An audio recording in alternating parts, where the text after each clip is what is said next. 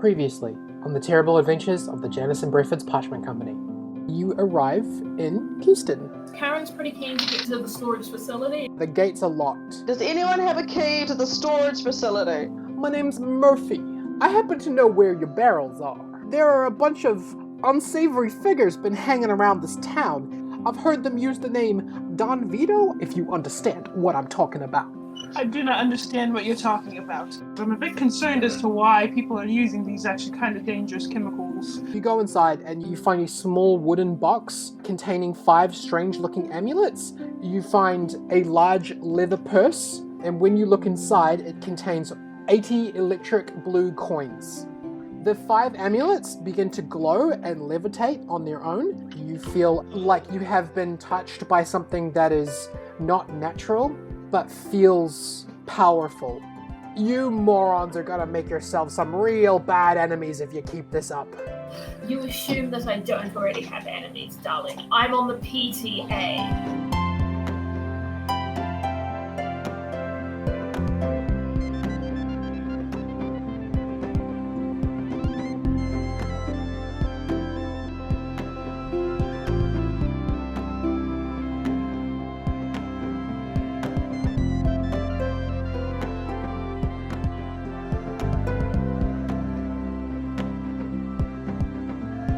Hello everybody, and welcome to the terrible adventures of the Janderson Breffords Parchment Company, a D&D podcast. My name is Penny, I'm your DM, and my quarantine snack of choice so far has been peanut butter and bananas on either toast or croissants. It's beautiful, my favorite. Alrighty, my name's Nathan. I'm playing Flinva, the Halfling Bard, and I like to say that I put the pun and punishment, and my snack to that choice has been too many carbs. So if it's got carbs in it, it's in my mouth at the moment. I am Poppy. I play Idafer. I made my own hot cross buns, because we didn't actually go to the supermarket to buy Easter eggs, because supermarkets are just hell at the moment. I'm Stephanie and I'm playing Frankie today, and today I am eating cake for breakfast because it's Easter. And I'm Liz. I play Karen, and my quarantine snack of choice has been peanut butter and celery, because peanut butter on bananas is an abomination, and you should feel bad about yourself, Penny, for that one. Terrible. I like terrible. Peanut butter, it's delicious. Alright, is everybody ready to play some Dungeons and Dragons? Let's do it. Woohoo, yes. So, you guys are chasing Hoss out of the storage facility. And the next thing that you know, he's blasting through the town, he's on his way out, and then the next thing you know, Murphy rolls up with a donkey and a hay cart, and he says, "Hey guys, get in. It's time to go get what we're here for." You know what I'm talking about? Oh, I know exactly what you're talking about, darling. I've never had this exciting of a day since my early 20s. And Karen, jumps into the cart. Flinva's gonna dive into the back. Frankie's gonna stumble onto it. And Anna's just gonna jump in. Do you guys really need to be lugging all that stuff with you? Yes. Yep. Absolutely. Okay, Absolutely, let's yeah. go. This is my new hat. And he's kind of noticed that Flynn and Frankie are carrying a few buckets and armfuls of stuff. Don't ask questions. And with that, they're off. Murphy blasts through Keyston. You can see Shorts looking out the window, oh, that's interesting. And you can see Cassie sitting on the porch of the guard station, just having a cup of tea, and she kind of waves to you as you go past. And with that, you're off. You're on the road back to the city, going as fast as a single donkey can pull 5 people. So not very fast. Which it's still pretty good, but Hoss had a horse, so you've got your work cut out for you. What do you got? True. What are you guys gonna do?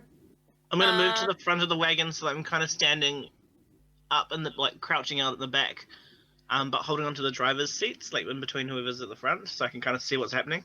What is the speed of the donkey? It's going about probably 3/4 of the speed of a horse, but also the horse has barrels of chemicals weighing it down, so you might be okay. Okay, and so we can still see Hoss and his horse. At the moment you can. It's a pretty long straight road. He's a couple of 100 yards ahead of you, but he is still in sight. Okay, let's see what we have here. Karen says, "Oh, someone do something! Shoot him! Get his wheels or something! I don't know." she's kind of rifling around in her tote bag trying to find something useful. Her hairbrush comes flying out. She's like, "Oh no, that's not what I wanted." And Flimver kind of looks around and said, "Who had the crossbow? You did well with that back at the storage unit." Yeah, who was that had that? Oh wait, that's me! Oh, I don't know where it is. It's gone. And he frails his arms wildly. You just have to be. I pulled out the axe again. You just have to be really angry about it, Frankie. You can do it. You can. It's. He strains, trying to be angry. Do you specifically think that you want your crossbow back, or are you just being angry? He's just being angry because Karen said to be angry to get the weapon. He's like, Okay. I want the weapon, but I gotta be angry. Okay, nothing happens. I can't. You've got do to. it. No, the weapon's already in your hands. Just make it be in your hands with anger. I'm gonna grab Frankie by the shoulders and look him straight in the eyes and go, "Look, think about your bloody crossbow." I don't want to think about a bloody Slowly crossbow. walk back. Now I have the picture of the bloody crossbow in my hand. Perfect, still a crossbow. Yeah, I was gonna say, so he's thinking very hard about a bloody crossbow. So your necklace starts to glow, a faint red, and the glow is projected into your hands. And once again, you are holding a small hand crossbow that has a faint reddish glow to it. Oh, nice. Oh, Frankie, you did it! Congratulations! Oh, Now- thanks, Mom. Get him! You can do it! I now try and shoot at him, I guess. Aim at Hawk. Yeah, he's kind of too far away, so you can roll with disadvantage, but he's pretty far up the street, and the trees are growing over the top of the path, so you can't really arc it too high. You can have a go though. Roll me an attack with disadvantage. Okay. That is a 7. Yeah, unfortunately he's too far out of range right now, so all you can do at the moment seems to just be following him. As your bolt flings past Murphy, he turns around and he's like, "Hey, what do you guys think you're doing back there? Let's just try and catch him. What are you trying to... You want to set off a massive explosion in the forest here? Let's not be firing at the dangerous chemicals, okay?" That's a very good point. Well, we wouldn't have to shoot if we could go any faster. Well, do you guys have to have all that extra stuff with you? You could just throw it off the side. Well, what have you guys got? What is that? What's all of those things? I'm pretty sure they're not part of our chemicals. All these hats. We don't need all those hats. Oh, I like my hat. If we split the bucket full of shiny things between us, then we can throw the bucket over the side. I guess so, but As you guys are talking, an arrow flings sort of just past Flinvar and strikes a nearby tree. And you look behind you and you can see 2 of the 3 humans that you were just fighting chasing you on horseback. oh, by the Ooh. gods! Horses. You know what that means? Well, it means they're going to catch us, Idafer. That's not a bad thing. You notice that the guy who Karen chopped his arm off is not following you, so it's the other 2 humans that were once guarding the storage facility that you beat up earlier, now chasing you and shooting arrows at you. Okay, Karen will imagine the great axe in her hands and just start yelling off the back. She's not very impressed that they're still here. She's saying, "How dare you! What right do you have to do this? You've stolen our things, so you can just bugger off!" You hear yelled back, "We're criminals, we do whatever we want. And also, you stole a lot of our stuff, give us that bucket back." This is evidence! I'm gonna grab the bucket from... It's Flynn that has it, right? Nah, Frankie had the bucket, and it's full of the glowing coins that we need. Perfect. Or I I'm feel gonna as- grab it off Frankie. I'm gonna pour out the coins in our cart, and I'm just gonna throw the bucket at the closest guy. Okay, roll me an attack roll. Use your strength modifier since you're throwing an object. Okay. Backwards, though. Physics! 11. Yeah, the guy on the horse is easily able to steer around it, and now you just have a pile of blue coins just on the back while the bottom of the truck is just rattling. And they're starting to spread out. This is not a transport cart. It seems to be made for carrying feed. There's a couple of hay bales, and the four of you and whatever you're carrying. Then you're traveling through the forest, which again has branches kind of growing out over the top and meshing into each other. Okay, just quickly, Ada is going to grab a couple of those shiny things from the floor and put them in his pockets. Okay. Of course, I want to keep them safe. Who has you managed to fit 20 of them into your pockets before you start to run out of room. So there's 60 remaining.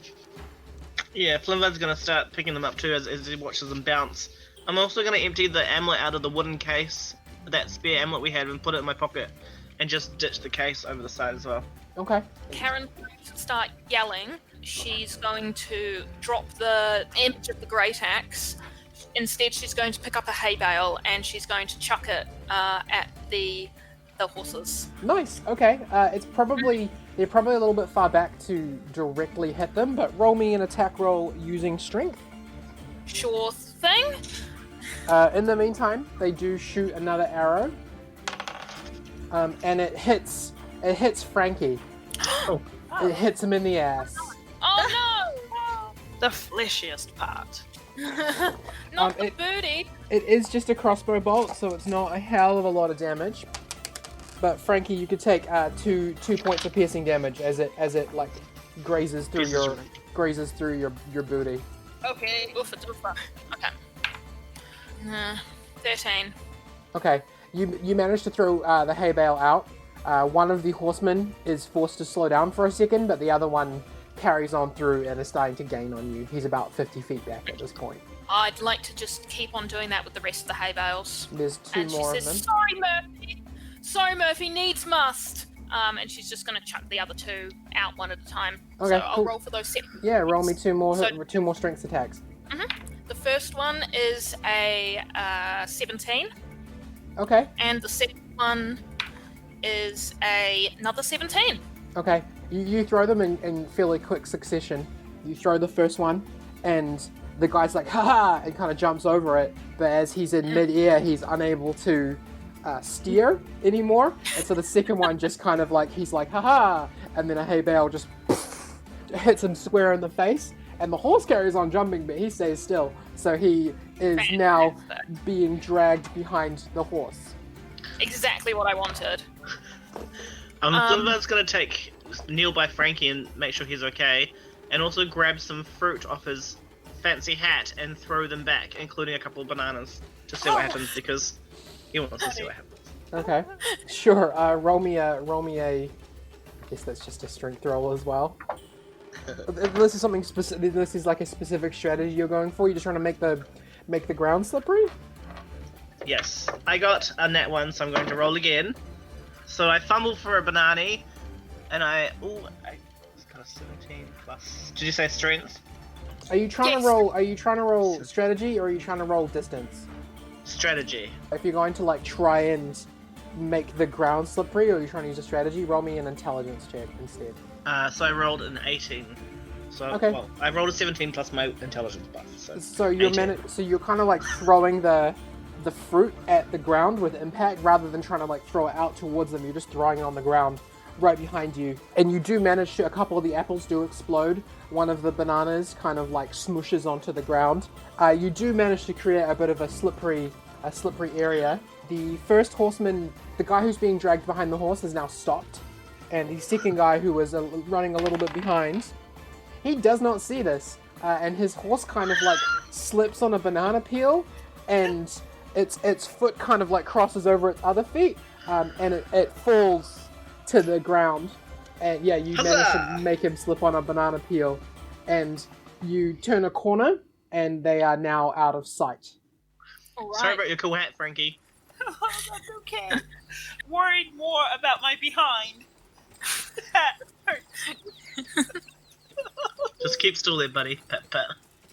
Hey, good work there. Good work there, guys. Managing to use your cunning and your wits to evade our pursuers. Probably could have used those horses, but that's okay. This donkey will get us where we need to go. What's all that jangling I can hear in the back seat there? You guys tipping out treasure? Can I have some of it? It's nothing. It's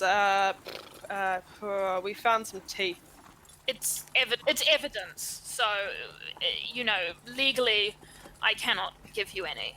Well, that's a real shame. I gotta keep my eye on the road, so just sit tight back there. I kind of know where this guy's going, so let's get through it.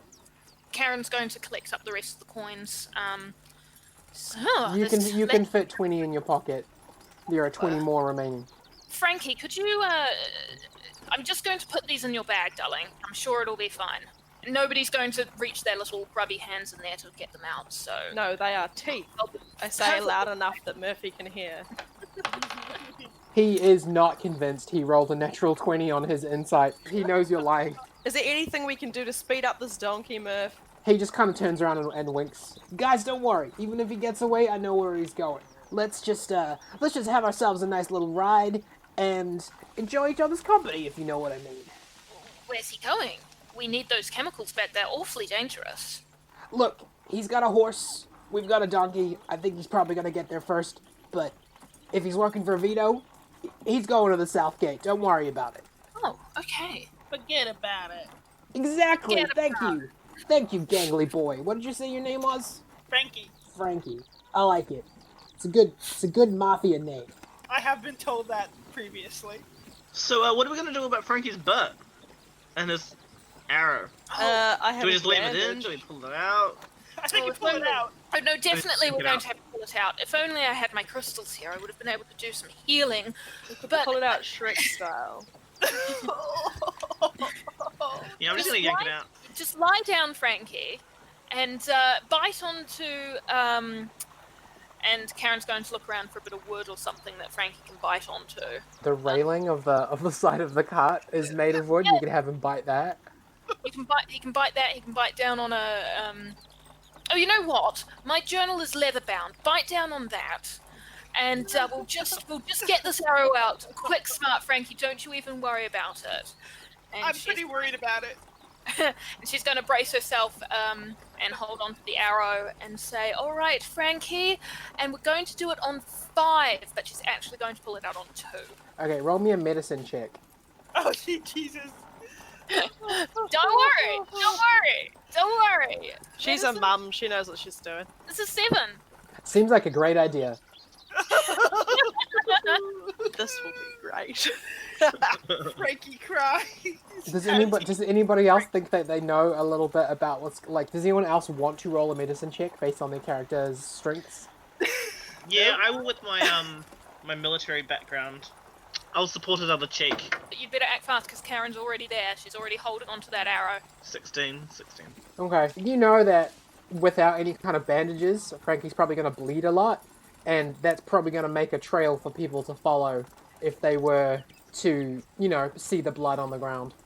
I like how that's the important part. It's not the fact that she's going to Bleed on bleed the out. line. Yeah. There's going to be a trail. Oh, Karen, if you pulled it out, we're going to be in a bit of trouble. Do you have any bandages in your bag? Mum kit, Oh, I pull out the bandages that I got from the general store and hand them to you. Oh, Oh. great, thank you. That is perfect. Alright, You're ready when you are, absolutely Karen. We're going to wrap this I'm push. ready. I'm not ready. Ready, Frankie? No, you are. You're going to be. He has so to like brave. adrenaline. You're is so happening. ready, Like, I'm not Frankie. ready. I'm not ready. Just You're ready, bite down, you're buddy. Bite down and 1, 2, 3, and she rips out the arrow. And Slim quickly pushes his hand on the wound with the bandages and wraps it as best as he can. Probably overly wraps it as well. Frankie screams. Just smacks the butt.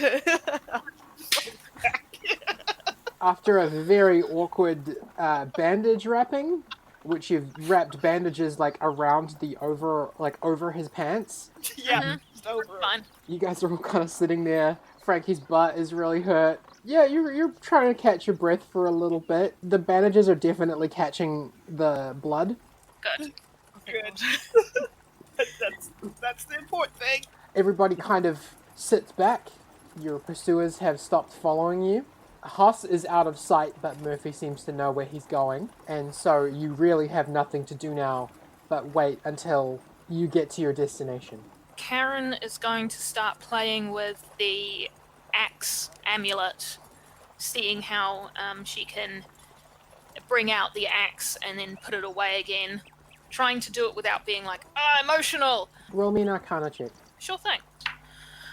That's a 15, straight 15. Yeah, so you, after a while, after a lot of like summoning and letting it go, you kind of get the hang of the fact that you can concentrate on, I want an axe, and the axe will appear, and then when you don't want it anymore, you can kind of dismiss it and it will go back inside the amulet. Do you share this information with the rest of the party? Absolutely. She's narrating basically the entire process. It's always, there's always an opportunity to upskill, and there's always an opportunity to learn more about yourself and others. So she's doing a little conference. I'm not sure if anybody else is listening, but she's having a nice time. And the rest of you, do the rest of you guys try to use your amulets and figure out how they work?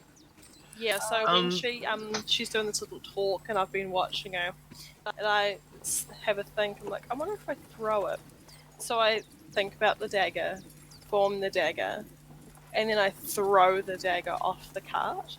Okay, it sticks and into then the see side if of I a can tree. conjure another one. Oh, perfect. And then I see if I can conjure another one. Roll me an Arcana check. It's a 4.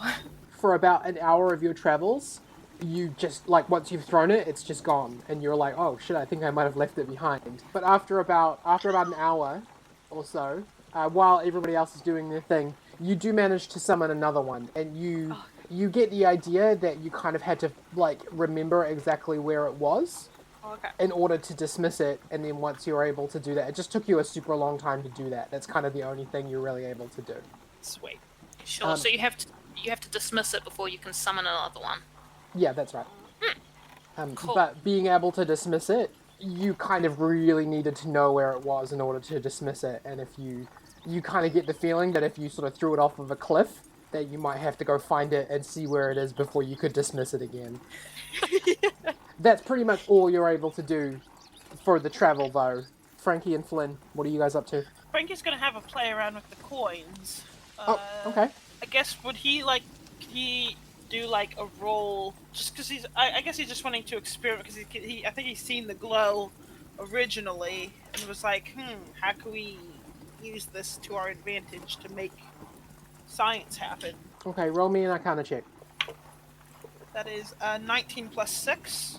Okay, so you are messing around with the coins, you're kind of examining it, you're trying to hold it up to your amulet and see what happens. When you hold it up to your amulet, it automatically summons the crossbow without you really having to think about it. You also try and hold it up to different objects, and you manage to create your first arcane tinkering, I think it's called. What is the ability, the level 1 ability that you have?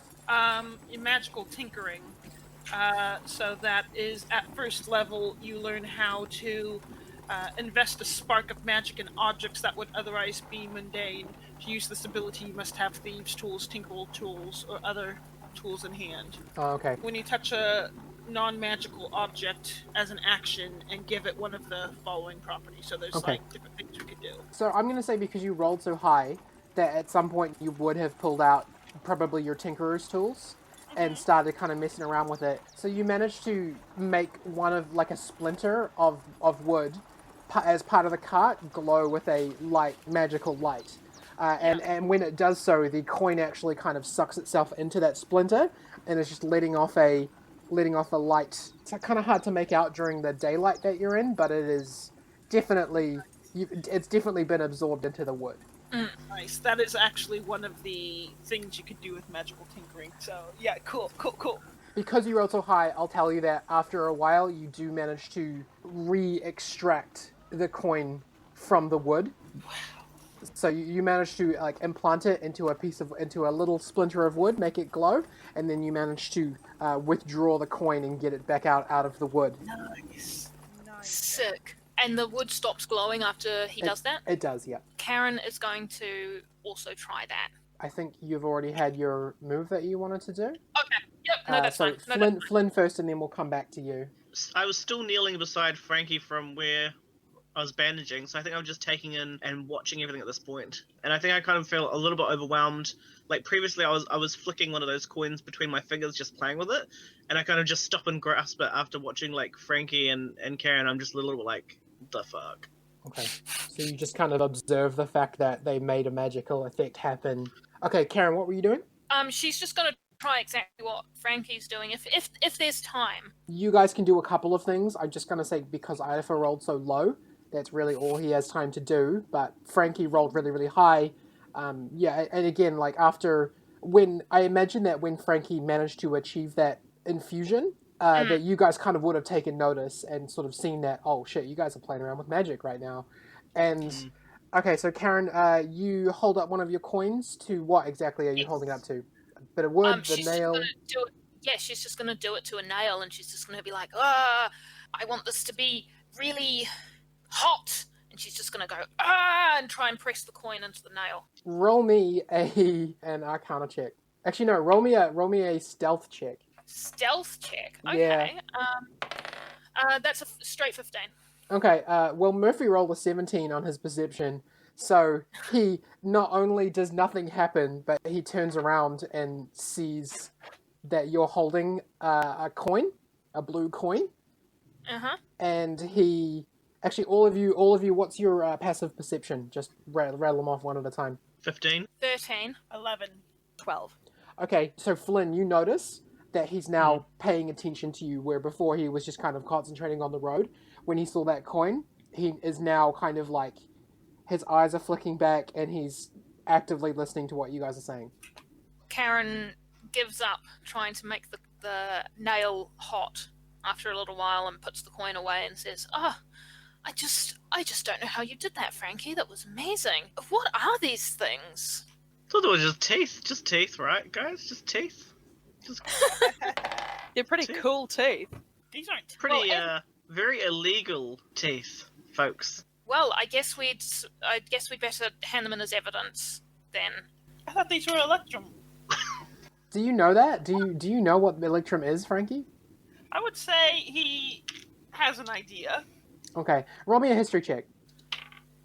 +4, that is 16. So you've heard of a substance before called Electrum, which is apparently magic that has been mined. You don't know that they're coins, but you know that there is a substance that people dig up from close to the center of the planet that is concentrated magic. Should I roll a stone sense history as well for that one? I didn't think that Karen would know about that, but now you've said that it was mined, she might actually know, being 100 and also a dwarf. Well, Frankie, do you communicate what you know? Yeah, because Frankie's not smart enough to keep it to himself. Okay, then yes, you can check that out. So that's 17 plus 4, that's a 21. So I guess she does know a bit about Electrum. Okay. Maybe him saying Electrum kind of was like brought it back into her memory, and she says, "Oh, well, I thought it was just a myth. This is concentrated magic. Contraband. This is illegal. What are we doing with this? What was the mob doing with this? We need to tell someone in charge. What was that nice young man's name? Mr. Cherish. We need to contact him, the head of the guard." The How are cart we gonna stops, explain that? and Murphy turns around, and he looks at you, Karen, and he says, "Hey, look, so here's the thing. I would very much appreciate it if you kept that quiet. That bucket that you guys have commandeered was probably on its way to Vito. And here's the thing, those coins, that stuff that you guys are holding, is very illegal and very secret. So if I was you, either give it to me so that I can make use out of it and maybe get some cash money, or keep your mouth shut, because that stuff is powerful, and even just having some of it can be enough to get you thrown in jail, because now you know what it is." Well, Fair point. yeah, I suppose, but surely the guard wouldn't hurt us. I mean, we're just being good citizens. Unfortunately, anyone who is in possession of Electrum, and you are correct, that is what it is called, that's enough. That's all you need to arrest somebody and throw them into dungeons under the Emperor's castle, okay? Because now that you know, you can spread it. Oh, I suppose maybe it's not the best idea to talk to Mr. Cherish then. Okay, so here's the deal. If yous are gonna be talking about what you know, then unfortunately I'm gonna have to leave you here and go hide and then also claim to not know you. So... Oh, no, Murphy, please, we need those chemicals back, and you're the only one we know with a cart around here. I apologize, I'm sorry. Please, I think what we need here is a non-disclosure clause in our working day. That sounds like an excellent idea, my friend Flynn. A sensible man named Flynn. This is who my friend Flynn is, okay? Can I keep driving now, or are you all gonna get me thrown into the dungeons? No, please.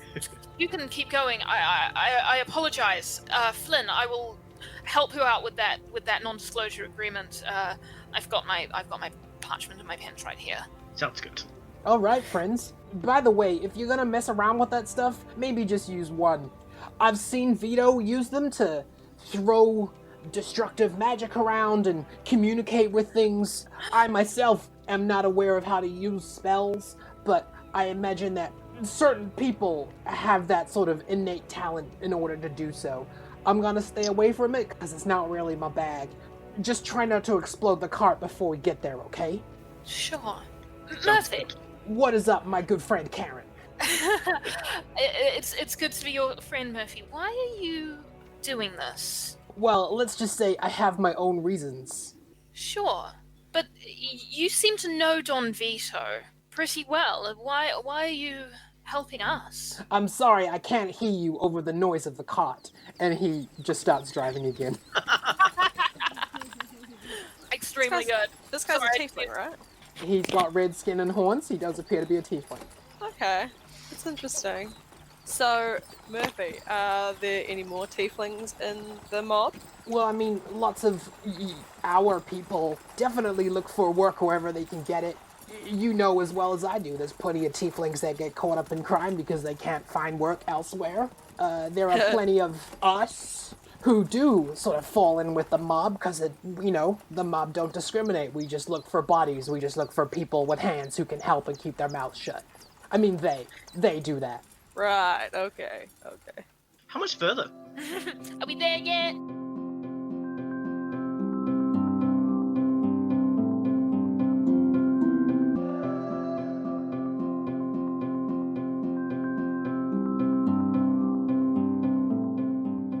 Hey, it's Penny again. I hope you're enjoying Arc 1, My Chemical Errand so far. We had a bunch of fun recording it, and I'm really looking forward to where the story is going to go to from here. We don't have any sponsors, so there aren't any ads to put here, but I just wanted to do a little shout out to some of the people whose work has gone into this project. It'll just take a sec, and then we can get back to the questing. First of all, the players, Stephanie, Liz, Nate, and Poppy, you guys have been really fun to DM for, and I love your characters. Thank you so much for the time that you have all put into this. Secondly, thanks to Tabletop Audio for allowing me to use their background music. If any DMs are looking for cool mood-setting sound to add to their games, he puts them up completely free as a community resource. They're really good and super well produced. You can check him out at tabletopaudio.com or on his Patreon, which is also called Tabletop Audio. A big thank you to a guy named Regan McKinnon, who created the theme song for the show, as well as a few other pieces of music I'm going to be using. If you liked the theme song, you can reach him by searching for The Porch Recording Studio on Facebook. And finally, thank you to my partner Liv, who has not only been super supportive throughout all the hours I've spent writing the show and editing and post, and helping me to workshop the story ideas, but is also responsible for all the official art that you'll see across all our social media. She's a really talented artist, and she makes all of her money through commission work, creating all sorts of things from digital art portraits to movie storyboards to original comics. She's an absolute treasure, and I can't possibly sing enough praises in this short moment I'm taking for a shout out. If you like the show art and you want some delightful and affordable art custom made just for you, check out Liv Artisan Design, that's Livartisan Design on Facebook, Twitter, or Patreon. Thank you again for listening to our humble little D&D podcast with a terribly long name. You can find out more about us on our website, which should be in the description.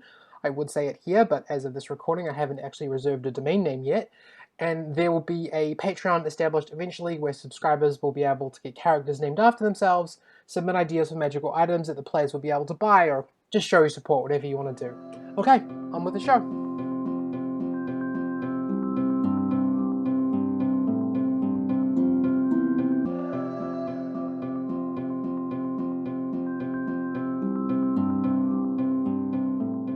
By this point, you've traveled outside of the forest. You took a road towards the south gate. Which of you has the ability to know the time? I think it might be that's Frankie. Yeah. Yeah. So Frankie knows, but by the time you guys arrive at the queue for the south gate, it's around 4 p.m. Murphy parks up his cart and he says, "Look, we've got two options, guys. Either we go in through the front gate, in which case most of the stuff you guys are carrying is gonna get confiscated, or I can let you in on a little secret. It's really up to you. If you think you can talk your way past the guards, go ahead. But if you're worried about getting your pockets emptied and those nice little necklaces that you guys are wearing confiscated, maybe we should go a different route." Well, I certainly wouldn't want to get my family in trouble. Maybe we should follow you until we can figure out a way to explain all of this to the guards. It'll just, just until we can get our stories straight, and I'm sure it'll all blow over soon, right? Okay, so here's the deal. I don't know you guys well enough to trust you, so I'm gonna need a little collateral. 50 gold each, and I'll get you into the city. Oh. I'm sure we can work something out with the paper company. Oh no, would be- unfortunately, I'm not working for Janderson Breffords. I'm working for you guys. So either you hand over gold right now, or I'm just gonna leave you to it, and you can do your best with the guards. Well, I can do a down payment of 50 gold coins, and I can get together the rest of it when we get into the city. Would that be acceptable to you, Murphy? He's just kind of waiting. Frankie didn't take the coins, I believe, so... Yeah, I think I have them. I think my fancy hat could help with this situation, Karen and Murphy. I just might happen to have that tucked in the fold of my fancy hat around that sum. Oh, Just give me a little minute to count it out. I kind of hunched over my hat and count out some coins. Here we are, good sir. Thank you for your help in this trying time. He counts out the coins, he smiles, and he says, "I always knew I could trust you, Flynn. Here's the deal. My hat. There's another way into the city that the unscrupulous folk like to use in order to bring merchandise in and out. If you would like to keep that a secret, for me, for your friend who you've paid, that would be extremely helpful to me. The guards have never found this particular way into the city, and we would like it very much if they continue to not know how to stop such merchandise entering. Are we all in agreement?" well, Yeah. Murphy, Yeah. I'm sure we can all agree on that. Especially if this little arrangement ensures that Janderson Breffords paper company doesn't get stolen from anymore. So you guys are currently about a mile out of the city. There's a spot where people can kind of just stop carts and sort of leave them, just park them. And Murphy parks the cart and he hops out and he starts to walk sort of into the rocky outcrops that surround the south section of the city. You guys can see the city wall from here. It's very high. It's not quite like a mile high, but it's definitely like a couple of 100 feet high. And from where you guys are at, there you can see a line of carts and people kind of lining up to go into the gate. So Murphy starts to walk into the rocky outcrops. And do you guys all hop down and follow him? Yeah. Yeah. Yeah, I'm gonna grab as much stuff, the stuff that I brought with me, and follow along. He kind of sees that you guys are having a bit of trouble carrying a bunch of crap. He comes back to you, Flynn, and he's like, "Look, you paid me. You paid for your friends. I'll give you just one more tip. How does that sound? We'll consider this a favor from me to you." I'm always one for favors. He grabs the waste bag that's decorated to resemble a monster from your sort of pile of crap, and he opens it, and he sort of starts to put his arm inside of it, and it's only like a bum bag, sort of like sized bag. Fanny pack. But it's a fanny pack. But he manages to like throw his hand in, up to the elbow, up to the shoulder, and then withdraws it, and he's like, here's the thing. You guys are carrying around a way to keep things under wraps. This is what people in my circle call a bag of holding. It's very valuable, but I need you to be quiet. So get all of your clangs and all of your rustles and all of your jangles, put them in here, and you can deal with them later. Alright. I start shoving stuff into the bag. All right. Damn it, I could have put more hats in here. Yeah, I start putting my stuff in there as well. So here's the deal, right? You've got one bag between 4 of you, but only the person who put something into the bag can take it back out. I have one. I don't have it with me, but I have one. They're very useful for smuggling. Could we each put our own belongings into the bag and each only be able to take out those belongings? That's correct. Perfect. I like that. That's like a entrenched honesty bag. I can definitely see how that would be very useful. No wonder these are some of the most confiscated antiques. I remember my grandfather telling me stories about bags of holding and bags of devouring and, you know, all of the magical items of the old world. I'd never thought I'd see one in person. Well, there are still a few of them around, you know. The things that were created back when magic existed, you know, they still float around. There's a pretty good market for them if you know the right people. Amazing. So Murphy leads you to a spot, and you're now, like, much less encumbered than you were before. Do any of you keep, like, anything on you? Like, do you keep any electrum in your pockets? I imagine probably... Frankie does. How much do you keep on you? Frankie will keep 2 or 3. Okay. Anybody else? coins Yeah, I think- and a couple tools just in case. Yeah, I've got some hidden around me. I think Karen will just keep 2 in her coin purse, and the rest she'll put into the bag of holding. Okay. She's pretty happy to carry everything else in her tote bag. Yeah, I'm just gonna put 2, one in each of my pockets. Okay. So Murphy leads you to a spot where there's 3 apple trees. You've walked for a while through the rocks, and it's been pretty hard. It took you about 30 minutes of walking unseen, but now you're at a spot where there's 3 apple trees near the wall, probably about 300 or 400 feet back from the wall. So Murphy walks up to the trees, and he stands in a spot where he's standing directly in the shadow of the trees. And he leans down, and he appears to pull the shadow off of the floor, but you realize that there's actually a trap door there that's designed to look exactly like a shadow. Cool. Cool. And he smiles, and he kind of like gives you a little salute, and he gestures down. There's a ladder leading into the ground. I'm gonna go last. You guys go down. Whatever you do, don't make noise. If there's anybody down there, they'll definitely hear you. How exciting. I've never had a birthday like this before, and Karen's going to happily hop down into the hole. Oh, it's your birthday. Happy birthday. It's your birthday, Karen? Thank you, Murphy. How I know, old are you? I'm 100 today. You don't look a day over 50. Thank you, darling. It's very kind of you. And she's just going to hop down into the hole. Same with Ida, I'll follow Karen. Yeah, I'll follow Idaho. And I'll follow also. And Murphy comes up the back and seals the door behind him. Karen's going to try.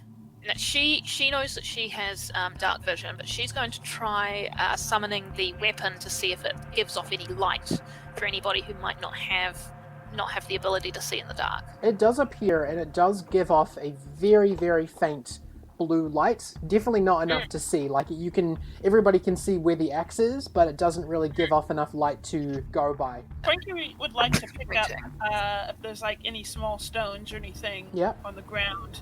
He'd like to pick one up and start magical tinkering it to produce light. How much light does it produce?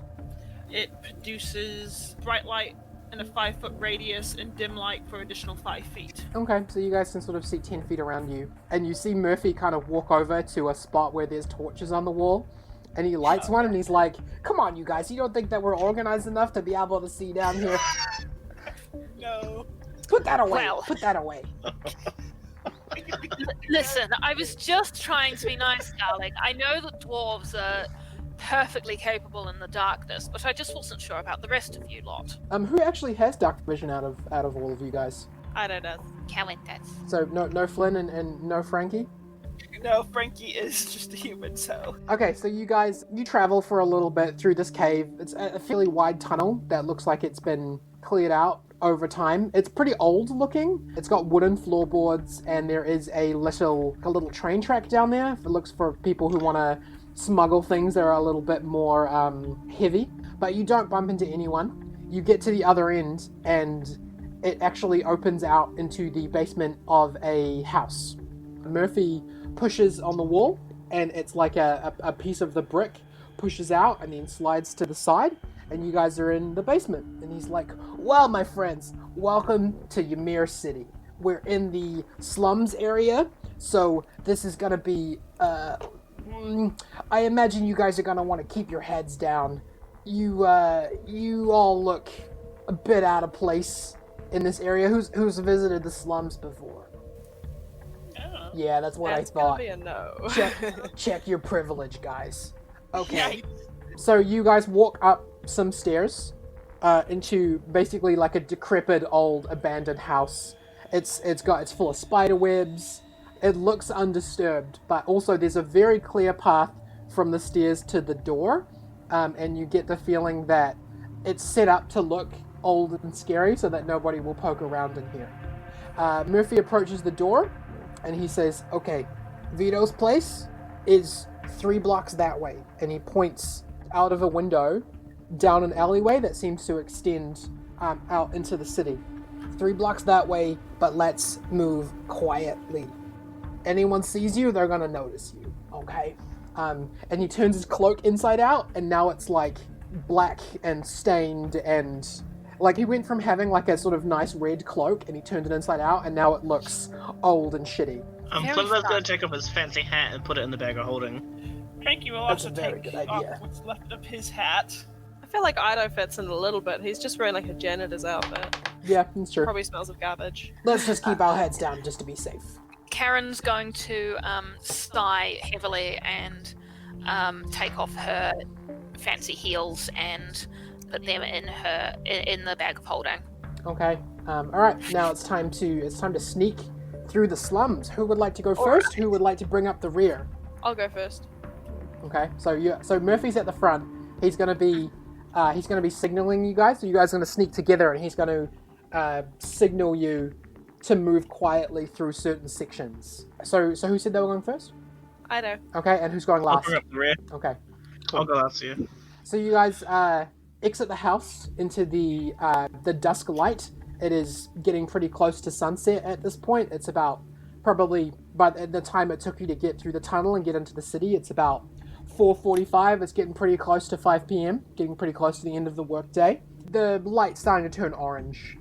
You can see sort of like down the street there are sort of huddles of people, you know, sitting near barrel fires and just kind of hanging out, trying to stay warm together. This is a part of the city that you guys tend not to come to. This is the slums. It's the area where the poor people live and where the criminals operate and where those who do not have money are kind of forced to live. Okay, so you guys travel down a bit of an alleyway for a moment before you come to a sort of more open street. Murphy quietly, covered in his cloak, walks across the street to the alleyway opposite, and he turns around and he signals you. Everybody roll me a stealth check. Mine's 9. I got a 13. 16.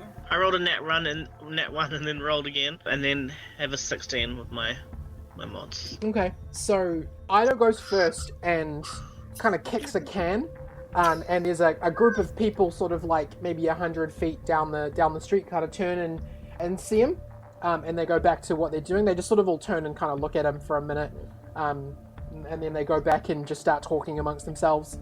And Ido gets across the street and into the alleyway opposite, and Murphy kind of shakes his head at you. You gotta be more careful.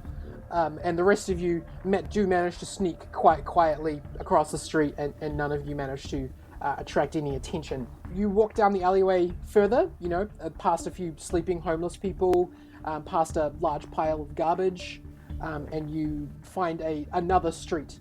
And Murphy's like, look, okay, Vito's place is just through this next alleyway. So once we get there, it's gonna be all go, okay? I imagine that Haas has probably got the stuff there by now. So, I mean, that dwarf who we were following, he's probably moved whatever you guys are looking for. I forget what I've told you. So we should get our weapons Okay. out. Not yet, but soon. And again, he sneaks across the street. Yep, he's fine. And he turns around and he waves everybody over. So again, roll me another stealth check. 21. 12.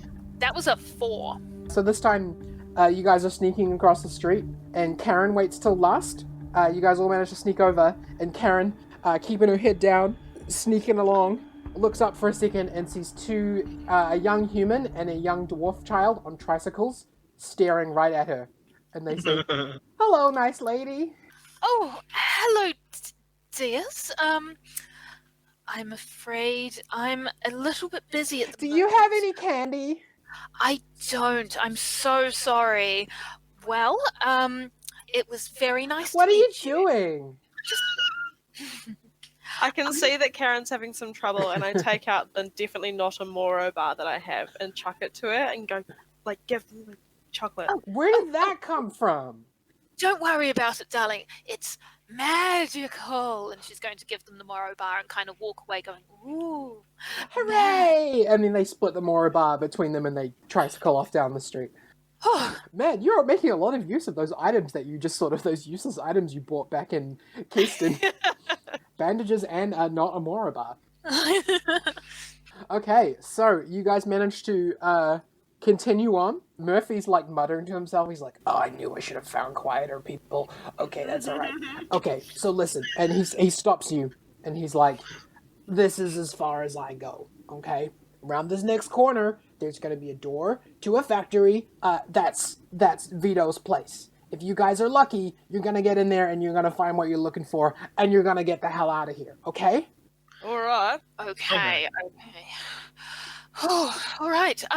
Flynn, darling, can I just put my tote bag into that bag of holding just for a moment? I think I need both hands for this. And she's going to pull out those 2 coins, stuff them in her pocket, and dump her tote bag into the bag of holding. Sweet, well, Ardo's just ready to go. He's already got his dagger, even though it's probably not the best place to have it. But he's like, yep, I'm ready. All right. Well, I think I'm just going to. Do you think I should knock on the door? What's the protocol now? Do we go in and ask? Murphy. Yeah, so I feel like we want to sneak. Murphy's gone. You turned around to where he was standing, and he's just vanished. He's clearly just left. Well, there's 2 ways to kind of sneak up to a place, isn't there? Sneak up like you belong, and then just rush in after that. So we could do the polite knock and, "How are you? Would you like to buy some paper?" Or we could sneak up and hope they don't. So while you guys are talking that over, Ido, who feels like he fits the part and would blend in, has gone up to the door already and knocked on the door. You will go around the corner, and you'll see that there's someone standing outside the door. Oh, hey, I'm just gonna head in. The person who is smoking turns and looks at you and freezes. It's Haas.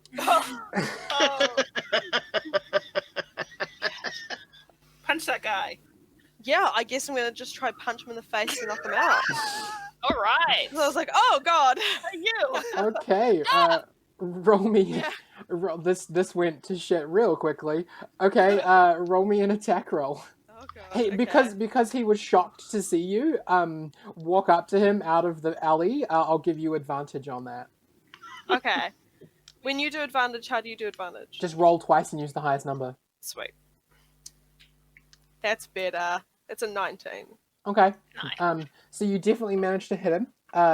He turns around and he's like, "Oh shit!" And then you just punch him in the face. Roll me I think an unarmed strike is just a D4 plus strength. So yeah, roll me a D4 and then add your strength check to it. That's just 2. Okay, so he takes 4 damage. I'll just roll he rolled very badly on his con save. So you didn't knock him out because it's just a single punch to the face, but you do knock him down. And he starts. You've got a second to do something before he scrambles to his feet and raises the alarm. What are you gonna do? I'm gonna kick him in the balls. Okay. Okay. That'll shut a guy up, won't it? Yeah, I think Yeah. for when he's down, kicking him in the balls is right there. I'm not gonna make you roll an attack for that, but I will roll a con check. Oh, he rolled very badly. He goes, "Oh, you guys suck." What are the rest of you doing while all this is happening? Watching. Yeah, I would have just been like, We're like, been that stunned that you just walked out there, whilst also trying to like quickly put on his amulet. Karen's going to say, "Oh well, I suppose that's it for the quiet route," and she's just going to stride out next to Ido and open the door and rush on in. When you open the door, it kind of is a little entrance way. It's a factory. Have you guys ever seen the Simpsons episode where Bart gets a factory? yes. Okay, Yes. so there is another set of double doors opening that you assume go into the main part of the like big empty warehouse, and then there is a little hallway that leads to the right that there's stairs going upwards. Are there big windows so we can see in? In the area that you're in now, no, there's no windows. Okay. It's basically just the door, another set of doors, and then a little hallway leading off to the right. Okay. And Hoss is like, "Oh, how did you guys find me?" We're very talented. Where are those chemicals? "Oh, they're inside. I didn't tell Vito. I didn't want to get in trouble. Oh, You didn't tell Vito. I didn't tell Vito that you guys beat up the others. I just sort of said that I came by myself. He's a dangerous guy. I didn't want him to get angry at me." And he kind of stumbles to his feet, and he's like, "You guys can have him. I don't even care." And he, holding his crotch, kind of like hunched over, just kind of stumbles off down the street away from you. Karen will say quietly, "Bye, Hoss. If you ever want some reputable work, I recommend not coming by the Janderson Breffords paper company. So I hope I never see you again." And he flips you off and heads off round a corner. Rude. Karen will walk into the doors, and I think she was going to take the stairs. Is that where you guys are all going? I was going to have a quick look, like just kind of sneak my head through the door in front of us. They're pretty heavy doors. You can, Okay. if you want. Roll me a stealth check. 23. Yeah, okay. 23 is pretty good. Oh, you open the door a crack. You can hear people talking in there. You can hear a few different voices, and you can hear somebody shouting people to, move faster. A voice that sounds fairly similar to Murphy's, but isn't quite the same, just kind of the sort of same accent. Okay. And that's about it. So you can hear people moving around in there, moving stuff. But Like a decent amount of people. yeah, there's probably you can count probably 5 different voices in there. And then I say, it seems pretty busy in there, guys. Well, maybe we don't do this on our own. Maybe we send an anonymous letter to the guard and we let them handle it. We know where their hideout is now. As long as those chemicals aren't used for anything nefarious, I don't see how we can come out of this okay. May I interject here? This guy's pretty powerful, so he may have some gods in his pocket, if you know what I mean. And if we do this, also there's no guarantee that, we'll still be able to take the chemicals, even if the gods take them. They're not going to give it back. It'll be most likely evidence, as you say. God, you're right. We can't let Mr. Bloody Stephen Charity take over the board. We've got to get those chemicals back. This is your job, Karen. Janderson Breffords gave you this job, and He you're did. gonna do it. He did give me this job, and I'm going to do it. By God, I'm going to do it even if I get back late, and by God, I'm going to save this company. And he's going to bust through the heavy double doors. Oh no! What the hell? Are you sure? Am I sure about that? No. Is there anything that you guys are going to do to stop her from doing that? I just stare in disbelief, but also do a small clap, because I'm proud of you. No, you guys are going to let me do it? We're just, Sure. Yeah, how do we stop her? Fighting She's already, time! like busted through. I try grab the back of you, but I'm very little compared to you, so I think I just get pulled along for the ride. Okay. Just checking that nobody wants to go up the stairs at all. You just want to go straight into the room with all the guys. Well, Okay, originally so I wanted to go do you? upstairs, but then we had a rousing speech, and now Karen's ready to roll. Can I do a dex check to try and see if I can like reroute her? Like like a swing? Go for it. Do a dex check. Please roll high. An unnatural 22. Yeah. So as she barrels in, you manage to grab her and turn her, and Karen kind of like falls to the ground. You grabbed her by the waist. Sorry. Maybe just not. Maybe just. Calm down. No, I think that was a good decision, Flinvar. Maybe we should go upstairs instead. Yeah, I don't really like stabbing people. I'll let someone else go first. I think I'll take up the rear and make sure no one is watching. Oh, I don't know what came over me. So you guys are heading up the stairs, Yes. and when you get to the top, you find an ajar door, which you don't hear anything on the other side of. Can I get on the floor and peek around the corner, like on my tummy, like scooch? Okay, it's a pretty nice looking office. You scooch and you kind of peek around the door. It's an empty office. There are plants. There's a nice desk. There's a few bookshelves. There's a few comfy chairs. It looks like some sort of nice office. Is there anything on top of the desk? You're on the floor, so you wouldn't be able to tell what's on the desk from your angle. I just have a Can look I see around any the feet? corner. No, there doesn't seem to be anybody in there. Sorry, I think it's all clear. Ida, what did you say? I have a look, but at like normal height. Yeah. Just see if I can see anything. Okay, there's some papers on the desk. But otherwise, a fairly nice looking but normal. empty office. There's some liquor bottles on the shelves.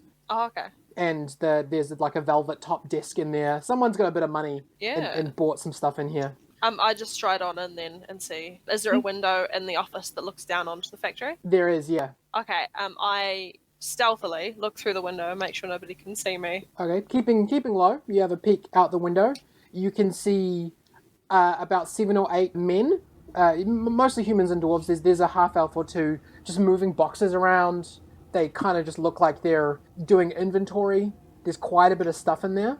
And you can also see a blue-skinned man in a 3-piece suit, just kind of like, he's sitting, he's got his legs crossed, and he's just kind of watching them. And once in a while, he'll shout an order. Oh, so he's the one that sounds a bit like Murphy.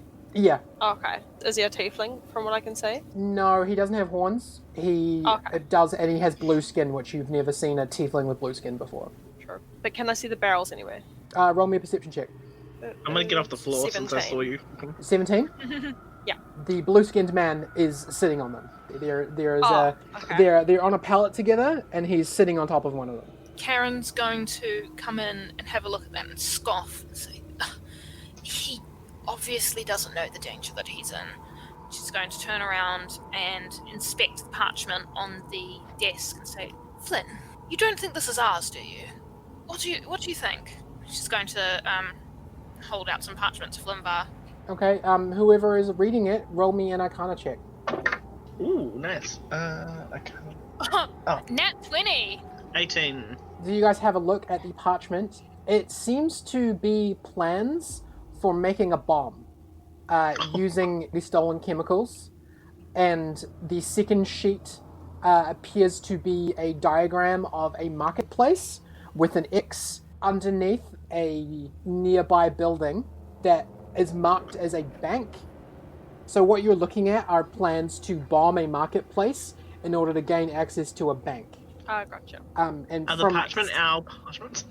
No, it just appears to be just sort of any old paper. You don't. There's no defining markings to show that it's Janderson Breffords parchment.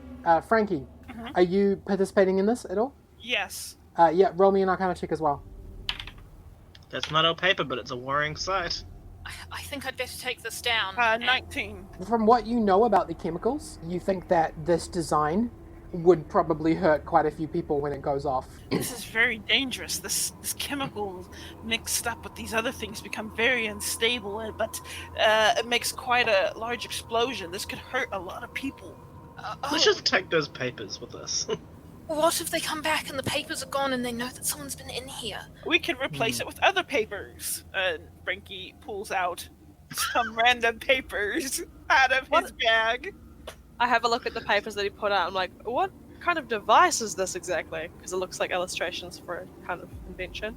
Oh, yes, it is. It's thing that it's like a spider that instead of spinning webs, it spins some sort of web on your body to fix, stab wounds and scratches. It's essentially like a spell for cure wounds, but it's a device he's making to enable that. Oh, very interesting, Frankie. Well, let's Heal the marketplace. let's get out of here. Let's get those. I can't leave the chemicals here. I don't know what we're going to do. How do we get them out of there? Just kill everybody. From below, in the factory, you hear a voice say, "Alright, boys, clear on out of here. You're not gonna want to see what happens next. The old boss man's gonna make a deal. Oh yeah." If you sneak a peek, you can start to see all of the men who were touching inventory moving out of the factory towards the double doors. Who's looking? I'm looking. Yep. Yeah, Fair I'm enough. Okay, the man in the three-piece suit kind of like hops down from the barrels and kind of like, he's got a bit of swagger to him and he's like rubbing his hands together. He pulls out a blue coin and he kind of like turns it over and smiles at it. And then a couple of feet from where he is standing, an unsettling light begins to generate. There is a harsh crack that echoes across the space, and even into the elevated office, you guys feel like a crack of force sort of like pass through you, and a small hole begins to open in the middle of the air. Crackling blood red electricity arcs around the outside of it, and it grows larger and larger. It's like a tall oval, the size of the person that's standing in front of it. The man in the three-piece suit lowers himself to one knee, and a haunting voice exits the hole and says, "You three, Vito. I demand your audience."